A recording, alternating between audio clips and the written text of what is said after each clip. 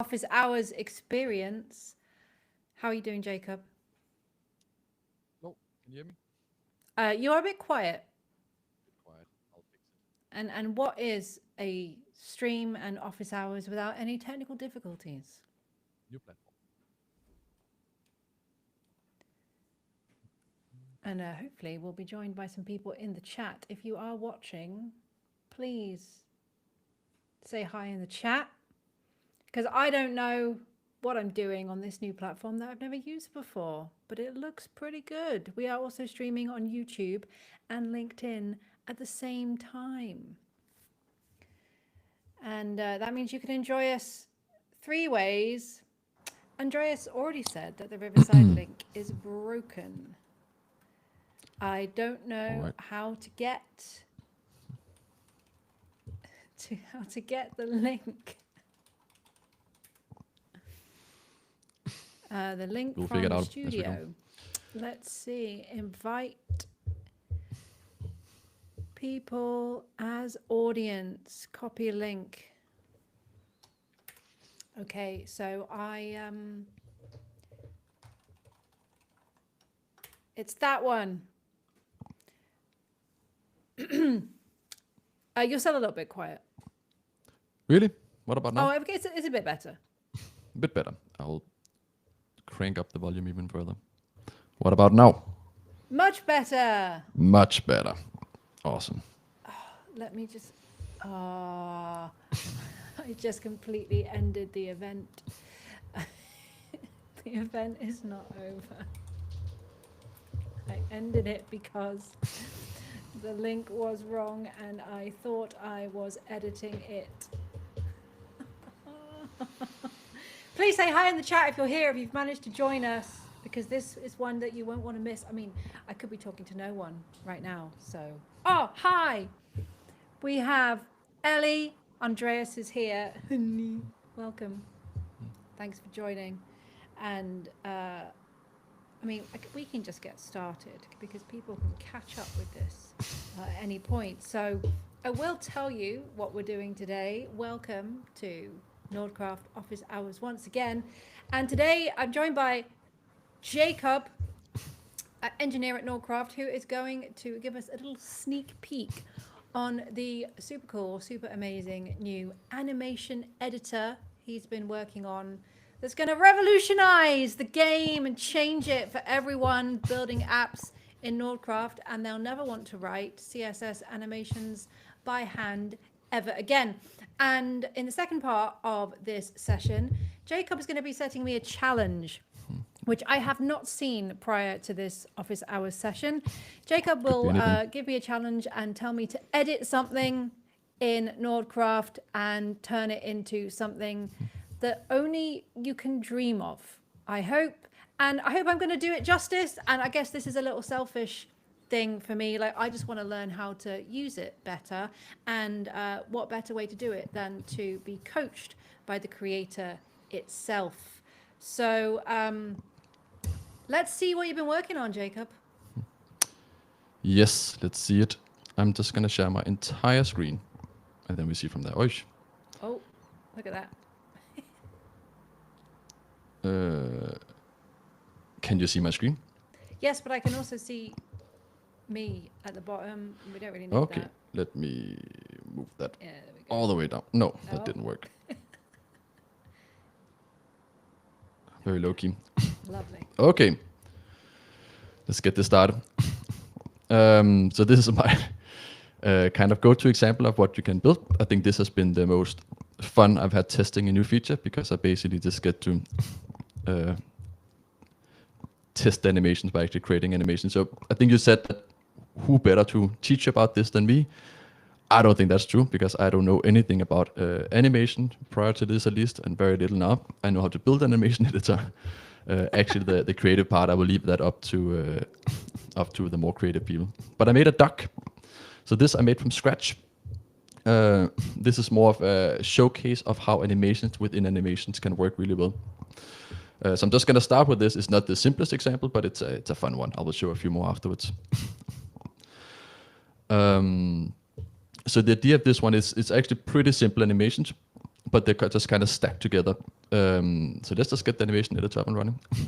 As you can see here, we have ordered this kind of logically, so the things that belong together are ordered together here. That's because transform in CSS, which is not something we use very often, we use more like standard layouts. But if you do use transforms, if you rotate something, all the children of that element is going to rotate with it a little bit depending on their transform offset as another property. But generally things will transform with the other. So if I move the dock, if I make it walk to the left, all the items, all the elements that are connected to that dock will also move to the left. That's how I kind of made the head stuck to the body, but move around here. So this is multiple animations built into one. You could have built this as one big animation. There would have been a lot of work. And every time you make a small change, you would have to redo it. But let's show the animation editor. So as any other thing, it's in the style panel. You just click the animation, you click the little plus, and you get to this view. So this is the animation editor. It had a few makeovers recently, so now it takes up the entire bottom area here. What you can see in the middle here, this is keyframes. So if anyone has ever tried to animate before, you might recognize these ones. So now I'm in the animations of this body section here. You can see it has like some rotate going on, it has some translation going on. So as I move on the timeline here with my mouse, we can see how this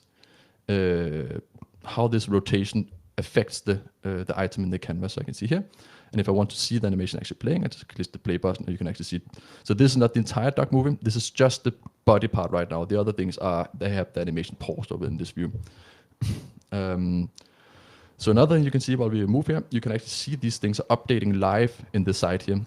And that's because every time you move this thing around, we ask what is the calculated value at this precision, this exact time. So if you go here, we are at a keyframe which says it should be 6 degrees, and we can see the same thing here. If I move to this keyframe over here, it says 10 degrees, and that means when I'm somewhere in between, it should be somewhere half of that. So we can see this one is moving towards the wait, this is 10 and this is 6. And then there's one here, of course, it into that, -6. So between -6 and 6, we expect it to be around 0 in the middle here. So we can see this over here moving. It's not always like that, because you can also change how do we transform from one thing to another. So you can see if I play this now, it's kind of smooth, it goes up, it kind of pauses, it goes back. You can change how these things work in this with transition. So that describes how does one value move to another value. So now it's more linear, so you can see it's much more like blocky. It goes up and immediately stops. It goes like straight up, and then it stops and goes back and down again. So animations kind of work with keyframes combined with how does one value change from one keyframe to another, and then how does all these values kind of play together. So if I wanted to, we can also start to animate something else. I can just say, okay, right here at around the 4-second mark, I would like to change the background color. I would like to make it maybe a, let's say, black. It's a cool duck, black. And now you can see it automatically created a keyframe for us here. So if I close this down, we can see it starts by being yellow. That's the default color. It comes from the color it has when it's out here. And if we go back into the animation, we can see it starts from yellow, it goes to black, and then it will go back out to yellow. So you can animate any property, all the stuff you usually make in the CSS panel. We can also go in here. I can say I want to change the width. I just add a keyframe, and we can say let's increase that to 360, so the duck gets very long. So as you go out here, the ducks get very long, and then it goes back in. So you go out here, you can see it's actually playing now. This animation is set to repeat. It says this is going to go forever. Then inside of that, for example, we have this little leg. The little leg also has some rotation going on, so that leg will move around. So that's playing independently. So this is how you can build pretty, I don't know, interesting stuff, I guess. So I don't know if this example shows it, but you can really build anything with this. It looks quite simple, I think, when you open this up. I don't know, I guess I've worked with this for a long time, but there's not that many buttons really. So it's more about how do you combine these things. And I think that's what Nordcraft is a lot about. We don't make things more complicated than they need to be. It's more small systems working very well together. So you get the complexity out of combining a lot of simple things together. So here's just a bunch of keyframes. And then how they animate, and we add all that together, kind of make these individual parts that plays together a bit like components, and then you can build really powerful things. So I'll just quickly show some other examples as well. Can I just ask a question first? Can mainly for my curiosity, Yes. can I see the resulting CSS of this animating duck, please? You can see the individual parts. We have this new style panel. You asked for something that is behind this one, so I'll just move it. So for this one, this is just let's take the wing. If we click this one, you can see the animation here. The animation kind of divided into two things. The keyframes says what should be moving. The animation property up here says how should it be moving. So this up here, this is the duration. It says it takes 2 seconds. It should animate with this function. We will have more functions in the future that are going to be very, very cool. But this could also be linear, as we talked about. Should it have delay before it starts? How many times should it play? In this case, it's infinite. It could also be half a time. It could be 2 times. When this animation finishes, what should it do? Should it stay at the place that it's at in the end? Or should it kind of go back to the beginning? You can pause it, run it, and this is the name of the animation. So here we have a name, and that matches the name you see down here. So this is the raw CSS. You can go ahead and edit this if you wanted to. See, what I think is great about this from like an education point of view anyway, is that a lot of the time when you're looking at the CSS animation spec, it's often difficult to understand how it will look visually, which is the whole point of it. And so when you can animate something using the animation panel more intuitively and visually, and just by sliding some things around rather than changing numbers. And then when you're happy with the result, you can actually have a look at the resulting CSS and actually kind of learn what made that happen. And so it's kind of a double benefit, really. You don't have to like learn it before you do it, but you can learn it after you do it and while you do it. And I think that's a really strong point of this. Yes, absolutely. I would say for keyframes, I think the animation is great. You can see it. The keyframe, I really never would recommend anyone doing that by hand. I've done it myself. Like the complexity hits you so quickly that you can never really get. You need a tool, whether it's Nordcraft or some other tool, to create anything complex. I would never write this in hand. You cannot visualize from this that is going to do something over here and how it plays together with other things. You need to visualize the whole thing. So it's great you can see it. I would never do this. Like this and gradients as well. I would always use a tool. It's so hard to visualize. But yes, it's a great point. You can see exactly what comes out. And again, this is CSS animations. We don't have some huge animation framework that comes in. This is the most performant it can get. You could have, 2,000 docs on the page and they would perform perfectly fine. This is, the browser makes sure everything is optimized. But let's see a few other examples just for the fun of it. Oh, another one. This is pretty much the same. I've been playing around a lot. This is pretty much the same. Again, the head is rotating, tongue is connected there. You have it. So this is a little doggy. Let's not spend too much time on that because it's a bit similar to the dog. I get the feeling you're going to ask me to create an animal. Yeah, maybe. We had a running joke at one point that we could only create animals or maybe only ducks in the tool because we had only really used it to create ducks. but you can create anything, any animal or anything at all. It's not just an animation editor. It really is just an animal-based character creation tool. It's not that wrong. I mean, it's awesome. But again, because CSS or because the DOM has this hierarchy, if anyone has worked a computer game, you will recognize this a lot, that these are layers, that this one is connected to this one and this one is connected to this one. So it's the same hierarchy. You could totally build like a gigantic animation, like a character. A character will just be like a leg, and then you have a knee, and then you have the leg below, and when you move the leg on top, it will move the leg as well, and the foot, right? So you can rig these characters up using animation. Totally doable. But I imagine people will use it for other things. So for example, I created a like button. That would be cool. The idea is you have like the normal one. If I click this one, we get all these hearts that like shoot out, turn around, and come back in. I don't know if the frame rates allow you to see this in great detail, but it's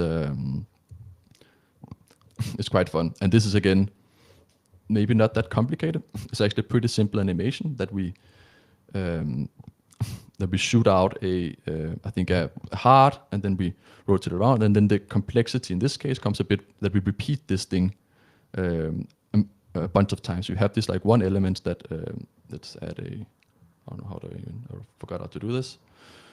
Let's remove this. So here we have the heart, right? Goes out and comes back in. And then we just create that heart 10 times.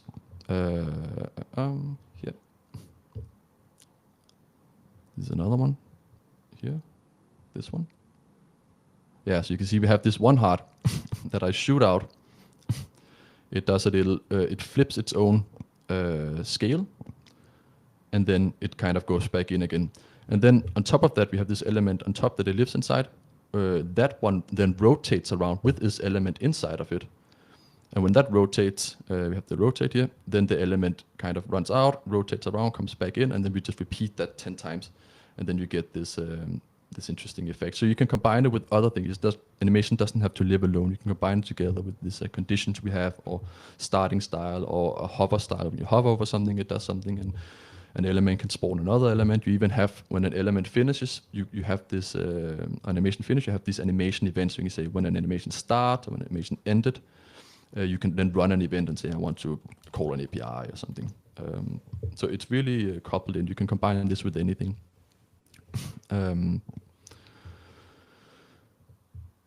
So this is what I've been working on for a while, mostly creating animals, but then creating animation editor to help me do that. And you can create, I don't know, I'm excited to see what people are going to create, because I think my creativity is not as big as some other ones, but I could see it being used for anything, really. I'm afraid now of what I'm about to create. What you're going to ask me to do, and whether I'm going to succeed or not. Because I couldn't create that duck in 10 minutes. Or maybe I could. Maybe I could. Maybe you could. It's all about drawing it first, isn't it? That's the difficult part. And then you can just play about afterwards. Exactly. I think some of the things I use for this particular duck is a lot of the, it's this transform origin. So when you say, if I want to rotate something, where should it rotate about? Mm-hmm. So in this case, we have the transform. We say it should move around something, and if we change this to somewhere else, it will move a little bit differently. So it's about like, how does things connect? I think that's the difficult part. Actually, animating is the fun and easy part, right? You just say, I want to move this a bit around, and I want to rotate this foot a bit more. I want to scale something up and down. I want to change the color. That's not that difficult, I think. Even the eye, I think, has a little like blink animation. So you can see here that it's open, and then it does like a little evil look, and it goes up, and then here it has like a little blink. Like, boop.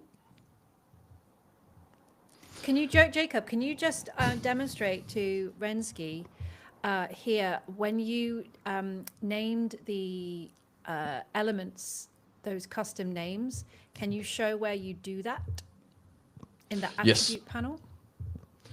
You can do it over here. You can in HTML. You can you get these presets. These have meaning to a document. These are like the built-in ones. If you want to create your own one for like a silly example like this one, where it's not too important, then you can actually just type whatever you want here. You have to be a little bit careful. You should never use names that doesn't have a, what's it called, a line. I forgot what it's called. The minus sign. Hyphen dash. A hyphen dash. Yes. Oh, no, either of those, not the same. Yes, hyphen. A hyphen dash. A hyphen or a dash. It's the same thing. If you don't use that, you could get in trouble, because it might get some special styling from the browser, or special meaning to some. And if it doesn't have now, it could be in the future. It's kind of reserved. So if the browser vendors want to implement a new standard, it will have. But it will not have like a dash like this. So you can have it whatever you want. This is fine. I don't think it's worse than naming something a div, but in this example, you would probably, the better name here would not be main, it would actually be a figure, right? So, because this is a little silly figure. The point is naming those things like that, it just allows you to keep track of the different segments of the character or whatever you're building. Me. Yeah.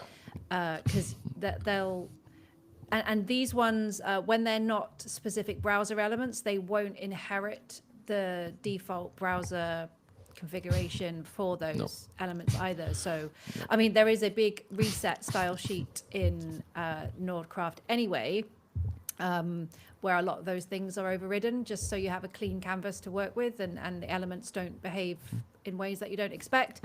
But also there's big differences semantically between things like divs and spans. So you'll probably want to, just to keep track of stuff, name them custom, and just so they don't also then inherit other behaviors from default elements. Yeah, I usually wouldn't recommend it. I think this is a fun example, so I just use the names. But what you can do, you can use classes. If you put a class like this, it doesn't have to have any styling. You can see it's also here. It's just like more like a tag. That's a fine way to name something. Then you also have the class in case you need to style it. You can use that class. Yeah. And in this case, I mean, if I didn't name these, if these were all called diffs, I wouldn't be able to find it out here, and I definitely can't click this eye because it keeps moving around. So for me to click this eye, like, I can't do that. Oh, now I moved it.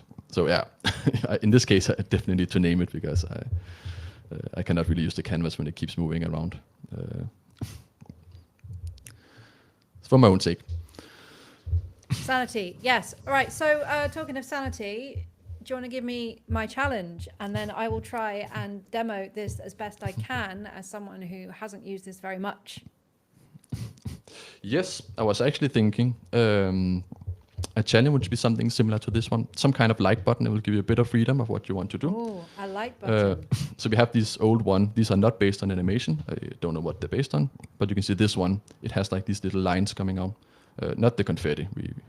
You could actually do confetti in animation as well. You would just spawn a lot of the same one with some different CSS variable. Okay. But when I click this one once, it gets like little lines coming out, and it has like a little jump up.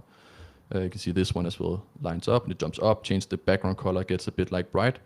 I think you can play around and do whatever you want with this. And if it's really nice, we could use that icon for the packages. So when you go in packages, you have this little star. I've already liked this one. I like this one as well. I liked all the packages. I guess I used them all. But we have this little star here. So when you click this star, it's a little bit sad today. You just click on it. It turns yellow. Oh, boring. So if you make a really nice animation, maybe it can be used here, right? Okay, big challenges. All right. Yes. So first of all, I have to find a star SVG. So I will share my screen. I think you might have to stop. Yes. Okay. And this one, right? I have a brand new project. So I guess I'll find a star. Where should I find a star from? Should I go to hero icons? Wherever you want. I use table icon size. Right. Let's have this star. And I will just paste that SVG in there. Okay. Looks great. Looks great. So we're gonna let's just. Oh, I have an idea. Right. So let's make the. We could start by maybe like a hover animation would be an interesting place to start at least. A hover animation first. Yes, just to have something. Okay. Right. Let's do yellow 300. So on hover, we have the style here. The little suit. I always click off it because I'm silly. Right. Hover. We add an animation. Yes. I think I'd like to make it a little bit bigger. Yes, so there are actually some presets. When you create a new animation, you get these presets because quite often it's kind of combination of those or something. So you can use it, you can create it from scratch, but you can also use these to start. So if you go over there, you can see it already has like a little. So when we scales test up a bit. Okay. All right. Let me just. It kind of goes. Maybe we should give something like that. Maybe we need to make it give it a little bit of padding or something so we can add some stuff around it. Let me wrap it in an element. Hang on. I guess I didn't really need to do that, but we can do that. Just give it like whatever. Let's give it width 50%. Okay. All right. Okay. So awesome. Hovering that does that. It's a bit slow, so I'm going to make it a bit faster. So let's just put it to there. Yes, so now you're working a lot with the keyframes. So here you said, I want to make it faster. And your go-to was kind of to use the keyframe. which is fine. But I think in this case, it would make more sense to use the duration in the right side or even the easing function. Oh yeah, you're probably right. Okay, I'll put So that back to also where it here, was. Yes. you have the hover, right? And it moves. First it gets big, but then it gets small again. And I think it should increase in size and maybe stay that size. So I think it'll be a good, interesting point to use the fill mode. Okay. So there's 4 different ones. The default is none, which means the animation plays. It reaches the end, and then it just goes back to the default starting as if the animation didn't play.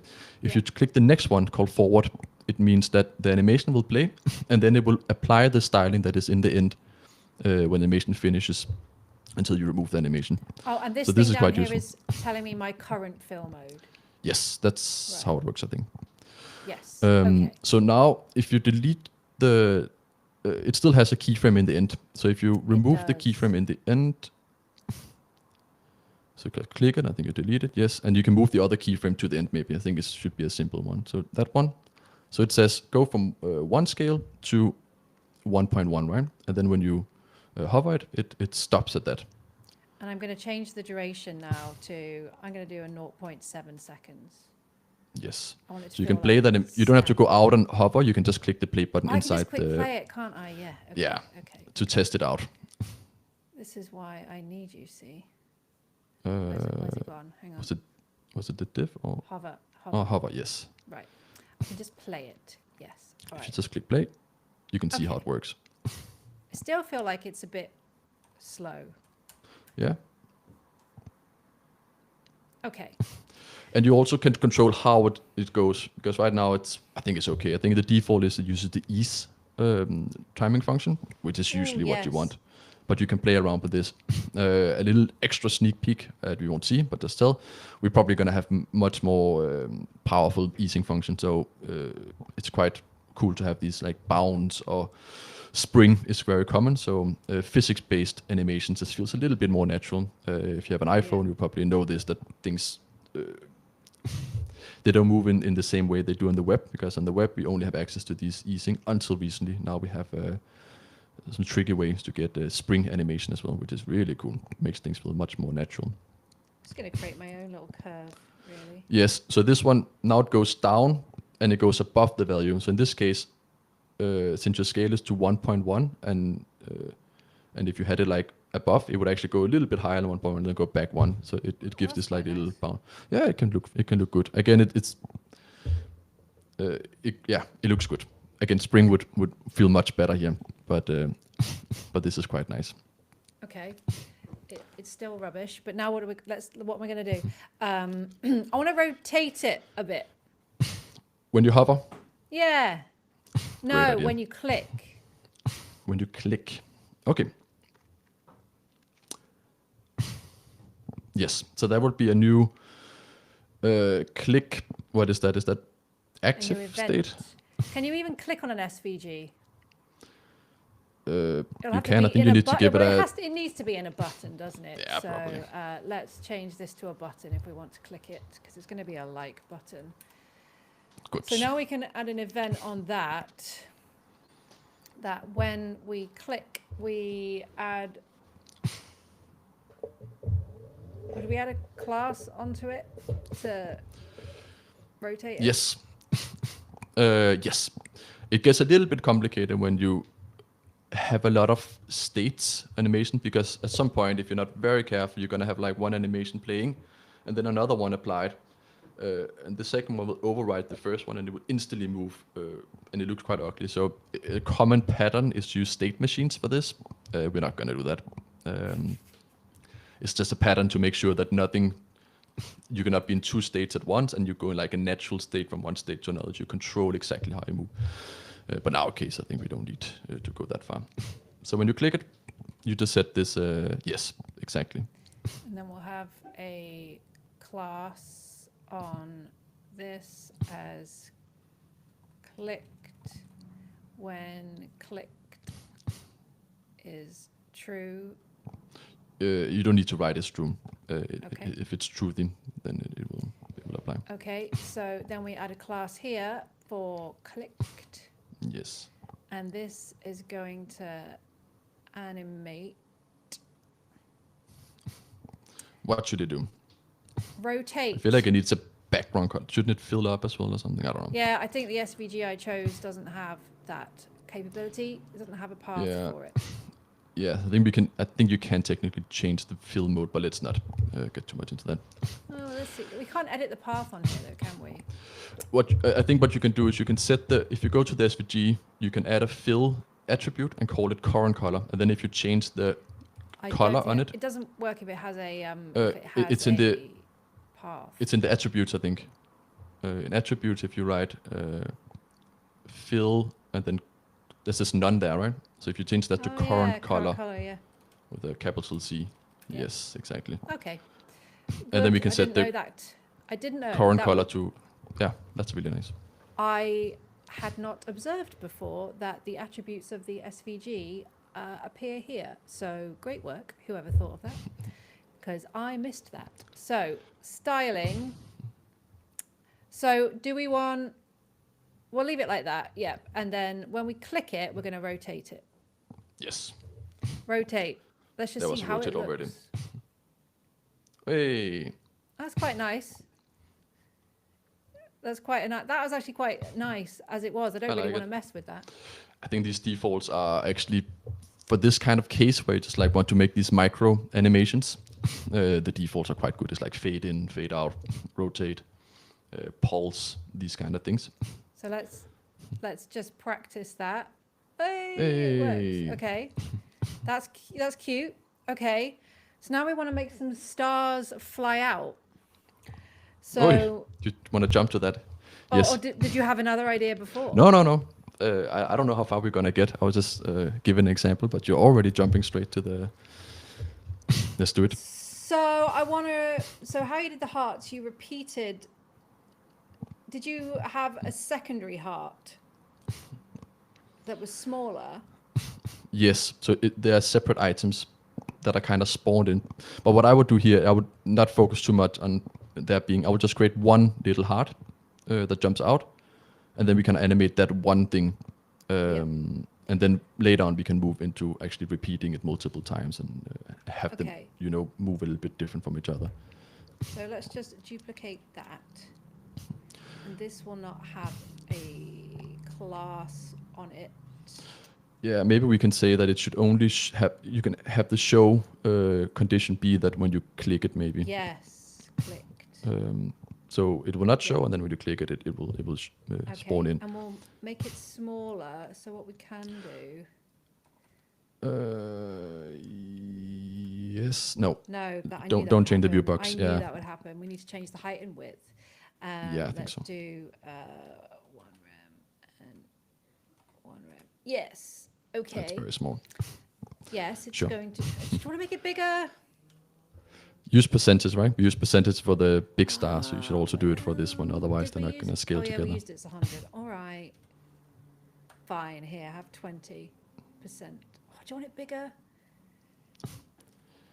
It's your star. Right. Well, there's pressure because now you say we're going to use it as a thing, right? So this, let me just change this to this. Okay. Yes. And then maybe position absolute or something so it goes inside the other one. Yes, this one is absolute. Oh, good. Beautiful. Okay. So clicked is not defined. It is clicked. Oh, it's. Wait, it is correct. What's it telling me? It's telling me. You can try to click it, see what happens. Class name. Oh, I see why. We copied it. And yes. We need to delete this. Yes, we don't need those. Goodbye. We don't need the hover either, right? We don't need the hover either. So yeah, because when this spawns in, we just want to play the animation immediately. Yeah. So we can just do it on the default. Okay. So this one is going to go when we click. Oh, we're going to have to add a class onto that when we do click it, so it moves. No, because this one, if we say it only shows. Oh, it will show and then the animation will start. Yes. It will. It doesn't exist until, and then it just needs to play immediately, so it should be okay. Yeah. Okay. So what we're going to do, we are going to. Shall I do this one manually? I think so. So this one is going to be a transform or just a position? I think for animation, I always go with transforms. It seems to be a bit easier to work with, and they are more performant. Yes, if you use you are transforms, they will run on the GPU. So if you want to spawn 2,000 of these stars, it's actually quite important that they that they run. So this is something that's really insane with the animation in Nordcraft compared to I think any other animation tool out there. This is not some other library where every frame we send some information. In this case, if the browsers implement it correctly, we can send all this data to the GPU in one go, and then we don't need any more back and forth. We just say, okay, here are the keyframes. This is how you should move. Here's the easing function. And then it can just take care of everything. I don't think it's implemented that way, but it could be implemented. Like if a browser really wants to optimize, they can go crazy with this. So I did a thing where I accidentally set this at the wrong time. Yes, you can, but you can just move it. You can drag the. I know. Yeah. I know. Okay, that's that one that I want. And then Okay. let's say it here. Mm-hmm. I then want to add that. Translate Y 200%. And I want to do it like that. Say. And let's play it. Oh, that's cute. That's cuter than I thought it would be. I'm going to change the duration to make it a bit shorter. Oh. That's quite cute. Yeah, it's good. Okay. I like the springiness of it. And I didn't even have to know anything about anything to make that happen. All right. Crazy. So now we're going to repeat them, but we need to change their position. So I say I want to make 5 come out. So I want to rotate them slightly, and then they'll all, and we'll have to change their transform origin or something. Yeah, so we're getting into a little bit of the point where we need to think about, how does this transform work? Because if you were to rotate it now, who was to say what happens first? Does it move down first and then rotates? Or does it rotate and then move what was down before, which might now be in like another direction? The way I think you can do it on a single element. What I would do, I would add a parent element to this one, and then we spawn, let's say 10 of these ones. The parent of each of them will rotate slightly, and then the element just plays normally. But now its transform was down before, but now because the parent rotated, its world is now pointing in another direction. So it's you can actually see the matrix. It's if you go in the view, you can see the real matrix of it being moved, which is quite fun to see. What do you mean? If I go where? If you have a transform on your, let's say your star somewhere, and you have this one. If you go to the raw view, so if you go to the little raw CSS, it's in the style panel, that one, and you move the style, the time to let's say at half a second or something on your timeline. Okay, so in this case, you get the translate. It's a different one. But if you use the transform property, then the calculated value of that is a matrix, which is a combination of all its parents, how they are transformed in the world, and how it's rotate and all these things goes into this. So you can see what happens in the browser. Okay. So just to say that they all transform based on their hierarchy. So one thing is transform or rotate or move down. So you can make some pretty interesting things once you use it. Okay, but you put it in a span. So it's probably the span that needs to be absolute positioned, right? As well. Yes. Yes, there we go. And then the SVG is inside. I can just take it off that. Oh no, that. I'll Just leave keep it. Never mind. It's fine. Okay. Now I have this info. Fun. You can try to rotate this one and see if that works, just to validate that it's gonna work. You don't need to do an animation, just like rotate it and see. I can, but I'm gonna have to move it out. But yeah, if I just transform, rotate, let's do 45. Yeah, then this is the old rotation. I think Andreas is working on some improvement to the Now I rotation, need to but choose you need. the other. I thought he merged that. I need to No, choose not the yet. the. I forgot which one it is. It's probably set. It's Z, isn't it? Yeah. So this is how transform used to work in CSS. That What do I have to type here? I can't remember. no, just any value. If the other ones are 0, it doesn't matter what you put there. It's just a vector. Okay. 1 is fine. Yeah, Okay. 100 is also fine. So if you go down on play animation, it should shoot out 45 degrees now, right? It didn't. I think I know why. I think this size of the star is in percentage, and this container is 0 size. The container is 0 size. So give that one, yes, something like that. Okay. And then maybe center its elements inside. Doesn't it have like a... we could display that flex. To be yes, honest. exactly. And then just center the element. Yeah. Yes. And now And if you play it. Now if we play it. Hey, you shoot out to the side. So now if we did 10 of these ones, each with a slightly different rotation, we would get 10 stars shooting out. And we can do that via if we repeat this 10 times. I guess I need The easiest way to repeat something like a number of times is use the range. The range creates an array of a size. So now we have 10, but they're all stacked on top of each other, so we don't really see anything. Yeah, because they're all rotated the same. Exactly. So now we need to rotate them a little bit different, each of them. So we can use how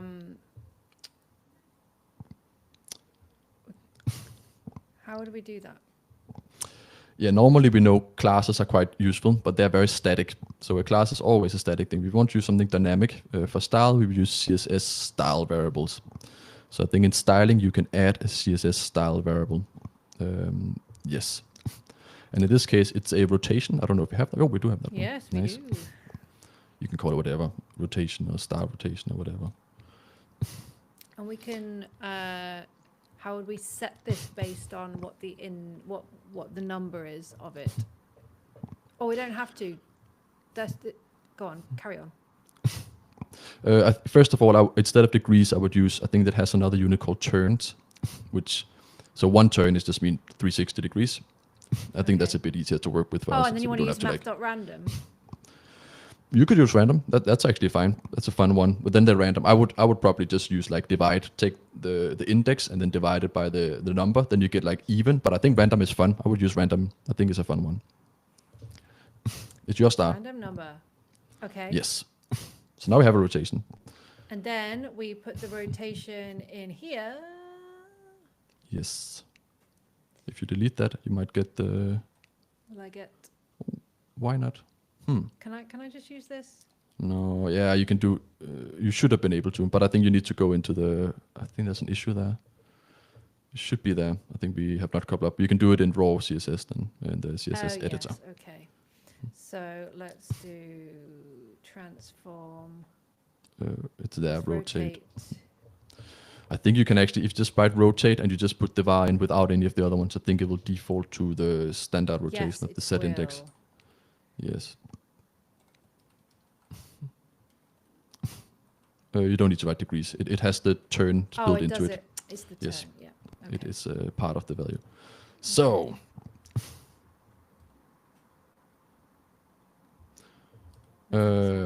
yeah, I think that the click is already set probably, is my guess. Yeah, maybe give it a Yes, refresh. because I haven't been able to turn it off, have I? We need to turn it off on the... Oi! Yeah, random's not good. I think it's okay. It's, I mean, there's a chance it will be perfect, right? Just have to click it enough times. I'm going to set this again. Let's do what you said, divide. And we'll repeat them 10 times. So 360 divided by 10. We don't need to use 360 because we're using turns. So you know we have 10 items and then it's just the index. So the index of the item we're on. So I think the last one is correct. Divisor is 10. Dividend is the number itself.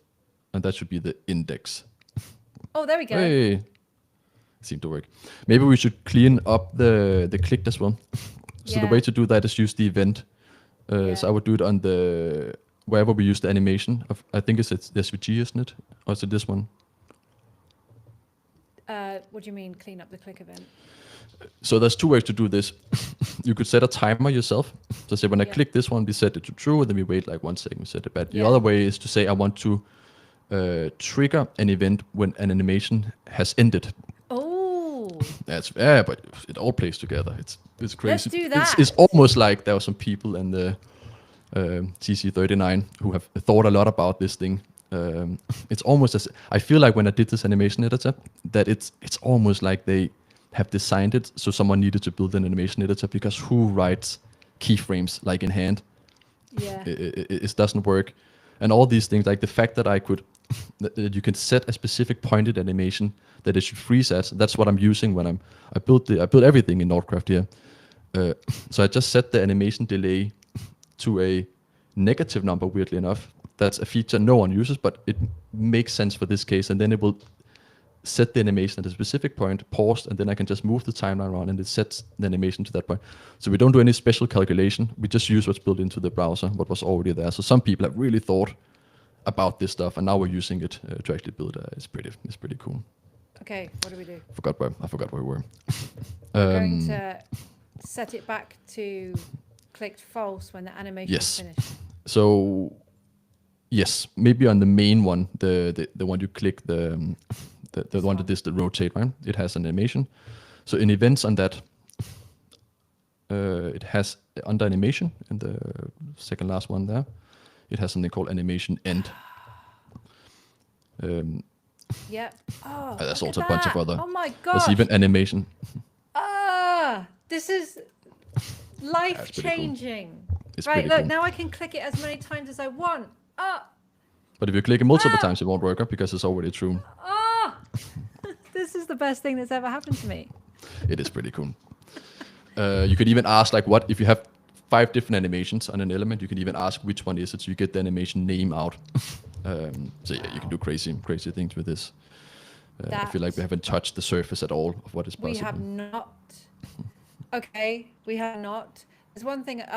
Right. So I mean, that has blown my mind. Like, imagine trying to do that actually in CSS, and how long that would have taken.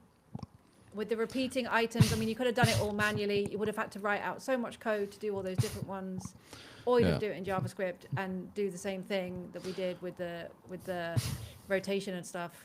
But my goodness. Yeah. Can you try with 1,000 stars instead of 10, just to see if it works? 1,000 stars. 100, whatever you want. Let's repeat this. 1,000. But then we need to also, in the rotation one, we need to divide by 1,000 instead of 10. Oh, I thought we would have. Yeah, we should have made that a variable.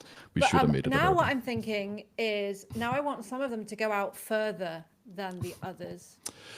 Yes, that's the little bit tricky part, because in that case, you would bind it to a variable. You can totally do it. The animation editor is going to be released pretty soon, probably without that feature, but it's the next thing. The next thing is to be able to use CSS variables in animations, and not just that. It's actually, imagine you have if you made this character who was with a leg and a knee and a foot, you can animate those as you want, but you could also say, okay, I want to have this character 10 times, but I want it to move a little bit different. Then you can make a CSS variable called walk speed, for example, or leg bending. So one is like a person who doesn't bend the leg that much, and the other one bend a lot. You can have a variable called bend amount or whatever, and then you can create the different ones using these variables. So you can kind of input things into the animation. That's going to be insanely powerful. I can imagine so many opportunities for possibility with that. Are you all ready to watch how many stars are going to come out of this? Did you divide by 1,000? I did. You did. I didn't see. Just a circle. Just a circle. It's too much. Let's turn it into 20. Or make them smaller. Something so you can see them. Oh, okay. Let's just make them smaller. Oh, Jacob, yes. Okay, like how I had them before, 10%. That's still going to be. Let's make him 1% It's for 1,000. it's still yeah, it's not still gonna gonna be work, is it? it's still gonna be a line, not I gonna think. work. But Oh, it's still. It's. okay, maybe 100 then. It's taking a bit of a while. Let's not make 1,000. Let's make. Wrong one. Let's make 40. 40. Yes. 40. So there are some things that are nice to know about animation and like transitions in general. If you transform something with, I think it's Transform 3D, we support that in Nordcraft. That's the way to really push things to the GPU. And you can do some other hacks to make it more efficient. So for example, each time if it has an event, the browser have to calculate each frame, where's the like clickable area of this thing. Which gets quite heavy. So you can do a lot of optimization if you want to show. If you want to show 1,000 stars, you could totally do that. You could. Totally. Why? Not very now big. it's too big. And why is it not? I've ruined it now. I feel like we did our mission. We did. You actually did the star, which is really cool. We need to put it back to where it was so we can finish on a good note. Hang on. Let's put it back to 10 and change the divisor on here. On this one to 10. And then the height of this, I think they're too small now. Oh, no. Oh, it's not that bad. Let's make them a little bit bigger. Let's do 40. I keep pressing $. Here we go. What? What's going on? What's going Something on? happened. Maybe they have to. Let's just make them smaller again. I think they're not. They're not going out as far as they should either. Maybe. See what I mean? Yeah, you can change the animation. So in the translate, if you go over to your keyframe, so if you just take your timeline over to the 0.3 seconds, yeah. Here, then you instead of 200%, I think it's because you use percentage, maybe get confused. But you can write 400%. Let's do it pixels. I don't like pixels. Let's do 200 pixels. Yes, let's do that. Okay. Let me play that. Okay. Okay, I think something's gone a little bit wrong. Hang on. Let's just refresh it. Yay! Oh, okay. Something there. It's still work in progress. Still work in progress. But it's getting there. It's considering how much is going on, it's going pretty well. Well, that is absolutely excellent. Thank you. Do you know what? One of the biggest things that blew my mind was the event of the animation end. And this, I don't think I'd ever expanded that before in my life. And although it's not there without the style panel, is it? Or is it? I think it's actually always. It's not there without the animation editor. I think we always had it. Yeah, I've never opened it. Sorry, not sorry. You couldn't really create animations. But there's transitions. You can also do it in transitions if you want to. So if you have, animations are really cool. Transitions are also really cool. Oftentimes transitions is perfectly fine. I think this example would be hard to do with transitions. Animations is much more powerful. And I think we didn't really touch too much on what you can really do. What you can really do takes a long time. It's not something you do quickly. It's actually about the creative part, the art. I'm not an animator, but if I were, you would spend a full day to create a really cool star that shoots out with a nice trail after it, and it like flies around like confetti shooting out of the sides. Like you can go crazy, and you can make amazing things. And I feel like on the internet, on browsers, we haven't seen too much. I mean, you could create fireworks with this and things flying, a tree growing and things coming. I could create anything. And we haven't seen that too much. And I think the tooling has been quite poor, because if you had to do this just writing keyframes, you wouldn't get very far. It would take a long time. You'd have to be really, really dedicated to the craft, and I don't think it would be fun. But that was certainly fun, and don't expect me to release that new package-like thing anytime soon, because Andreas will tell me I'm getting distracted from my real work. And I also have to apologize for not keeping up with the chat, because the chat is not auto-scrolling, and so I have to keep scrolling manually. But thank you all for contributing to the chat. Does anyone have any quick questions in the last 5 minutes? Has everyone enjoyed this new live office hours experience? Because it's certainly been a lot smoother, hasn't it? And I am so excited to see what all of you will actually build with this, because I am one of those people that has only ever really got the opportunity in my like previous jobs where I actually built real stuff in tech, like for clients and stuff. I only ever got to do boring stuff. It was those boring like brochure websites and getting data from a CMS. There was very little joy in all of the stuff I was building. So I would have loved to have got into this kind of creative coding thing. And maybe this is the gateway drug to creative coding and just having loads more fun with what is available for you in plain CSS, but in a more enjoyable way. Everyone create ducks and stars and anything that your heart desires. So it doesn't look like we have any questions. So I guess we can wrap up. Again, thank you so much, Jacob, for showing me this and everyone else. And I now want to play with it for a long time. So if you do make anything cool when this comes out, which is in not long, please share it with us. I'm going to ask the question that everyone else wants to know. When is it coming out, Jacob? I'm not supposed to say this, but everything like Nordcraft is open source. There's a secret, not that secret anymore, feature flags page. You can go and enable it now. You can try it. As long as you know that. I think it's very unlikely we're going to change anything data structure wise, but we can't guarantee that it's that. We saw we had a few issues here and there, but it's almost there. I think for that, if you wait a few weeks, you'll probably see a version of it out. Coming soon to a Nordcraft editor near you. It is the animation editor. It's super cool. I can't wait for it. Thank you again. Thanks everyone for joining, and we'll see you next week. Goodbye.